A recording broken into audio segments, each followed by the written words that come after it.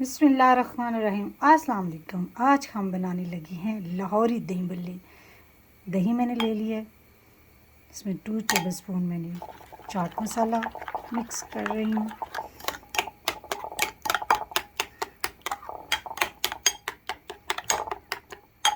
चना बलियाँ मैंने भिगो ली थी, इनको ऐड कर रही हूँ।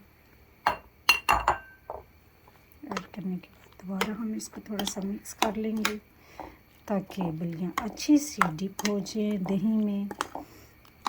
बहुत मज़े के दही बल्ले घर बनते हैं, आप लोग ख़ुद बनाएं। एक तो आपको सस्ते पड़ेंगे, दूसरा आप लोग एंजॉय करेंगे। लीजिए सारी बलियाँ अब इसमें ऐड कर रही हूँ। लिए मैंने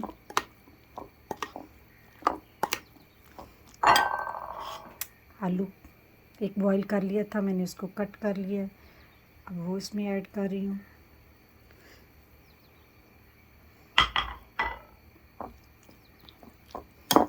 मिक्स कर लेंगे अच्छी तरह।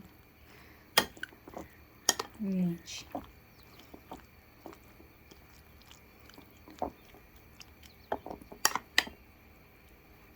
सबसे ऊपर थोड़ा सा इसको गार्निश करूँगी। प्याज में काट के उसको वॉश कर लेती हूँ ठंडे पानी से, तो बहुत मज़े का प्याज का टेस्ट आता है।